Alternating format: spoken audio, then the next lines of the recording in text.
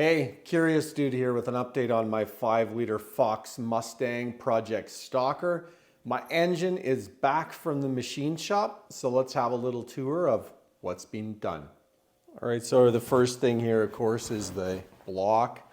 So it was tanked, cleaned, checked for cracks, all that good work. He did a little bit of cleanup on some grinding I had done that wasn't, totally spot on.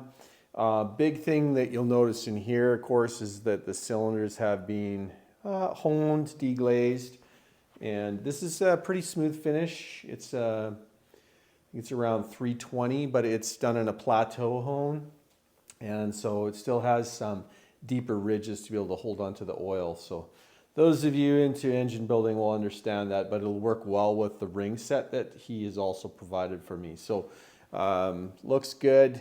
I'm happy with that. Let's flip it over and have a look underneath. So when we look at the bottom side, we can see a couple things that are different. Okay, obviously when it was cleaned, so it has all new freeze plugs, oil galley plugs, all those things are replaced. He also did a quick align hone, just barely touch it just to make sure it's perfect.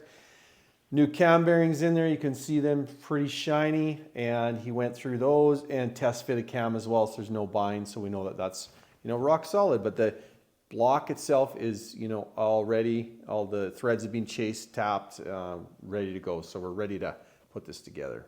You also may recall that the class of racing I'm doing requires specific pistons. So they can either be the factory piston in the case, and this is an HRA stock eliminator, so these are the correct Ford part numbered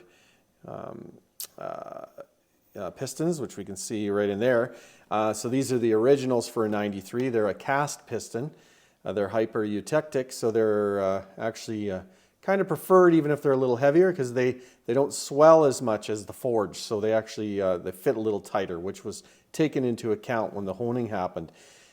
Keen observers will notice that those are not factory rod bolts, especially if you notice it says ARP on them. So rod bolts are necessarily a bit weak on the 5 liters. They're tiny, right? So those are ARPs, and those will be great ensuring that things hold on. Pistons have very little skirt wear. The ring lands are in great shape. He did an amazing job cleaning those all up, so they're ready for use with this engine. The crank was in great shape. He didn't have to take anything off it. It was just polished up. It's right there. Here wrapped up are the heads. I'll do a separate video about the heads because there's quite a bit of stuff going on in there. All legal in stock eliminator, but a few tricks. Upgraded the springs because I'll be running a camshaft that has a lot more duration, no more lift, but it's going to have increased ramp rates, and so I need the springs to be able to handle it. This will work with the cam I'm doing. 130 pounds closed, 300 open, so that's good. Shouldn't be robbing too much power swinging those open, but I'll let you have a little look at these heads in another video. And in this box, you'll notice I've got, I must have about 60 sets of factory rocker arms. Now, in stock eliminator, I can actually run a roller rocker, but they're a few $100, and so I'm going to take this box, and I've got 2 other boxes of rockers, and try and find out the ones that are the least worn. Because on this fulcrum is where all that wear happens, and that's also where there's some friction there that I can hopefully, well, first of all, I need to find the ones that are the least worn.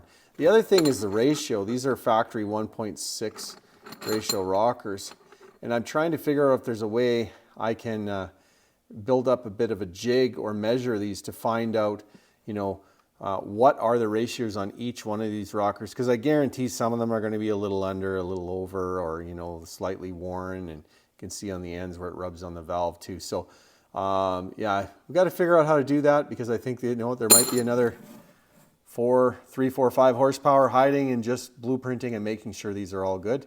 And it saves me a few bucks because I've got literally probably 60 or more of these laying around. And back home from the machine shop, I've got the box for the cam bearings, some of the oil galley plug kits, some other materials. The machine shop I used, really, really great people, very knowledgeable, have worked on engines, lots of engines, but it loves to work on Ford, so got some good Moly Cleveite, you know, these are the mains, and then the rod bearings there's too. And everything's standard for me, so he mic'd it all up and I should be able to get by because it was a very low mileage engine, very little wear. Going to be using some Moly Hastings rings, which he's used for many, many high performance builds. Not super expensive ring, but a good barrel faced Moly ring that works well with the hone that he had set up on it. So yeah, so there you go. Lots of pieces like this. This is that good lower intake. It's about to be stripped down, taken apart. We'll, you know, we check some things on there. I also had the heads milled slightly to get the chamber volume down, so might have to get this a bit milled as well to sit down perfectly on the block. So there you go, an update on the engine as it's home from the machine shop. The vehicle is about ready to be primed, and then it can come into my shop space and I can continue prepping it before I get to the engine. So thanks a lot for watching. Many more updates to come on my 5-liter Fox Project Stalker.